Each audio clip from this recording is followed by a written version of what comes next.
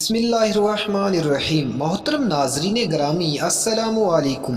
کھانا اللہ تعالیٰ کی بہت ہی پیاری نعمت ہے۔ اس میں ہمارے لیے طرح طرح کی لذت بھی رکھی گئی ہے، لیکن ہم اکثر اوقات کھانے کی سنتیں اور آداب کا خیال نہیں رکھتے۔ تو اس ویڈیو میں کھانا کھانے کی سنتیں اور آداب کا ذکر کروں گا، تو یہ ویڈیو آپ سب نے اینڈ تک لازمی دیکھنی ہے تاکہ آپ کھانا کھانے کی سنتیں اور آداب کا خیال رکھتے ہوئے مختلف بیماریوں سے بچ سکیں۔ سب سے پہلے کھانے سے پہلے اپنے ہاتھ پہنچوں تک دھو لیجئے۔ عام طور پر کام کاج کرنے سے ہاتھ آلودہ ہو جاتے ہیں۔ بغیر ہاتھ دھوئے کھانے سے بیماریاں پھیلنے کا اندیشہ رہتا ہے۔ کھانے کا وضو محتاجی دور کرتا ہے، گھر میں بھلائی بڑھاتا ہے، شیطان کو دور کرتا ہے اور رزق میں کشادگی ہوتی ہے۔ کھانا خوب چبا کر کھائیے، زیادہ گرم کھانا نہ کھائیے، اس سے منہ جل جانے کا خطرہ ہے۔ نیز حدیث پاک میں ہے، گرم کھانے میں برکت نہیں۔ کھانا زمین پر بیٹھ کر کھائیے۔ زمین پر بیٹھ کر کھانے سے کھانا بہتر طور پر ہضم ہوتا ہے، کمر اور ٹانگوں کے عضلات میں لچک پیدا ہوتی ہے اور دردوں سے نجات ملتی ہے۔ دوران خون بھی بہتر ہو جاتا ہے، جس کے نتیجے میں دل کی صحت بہتر،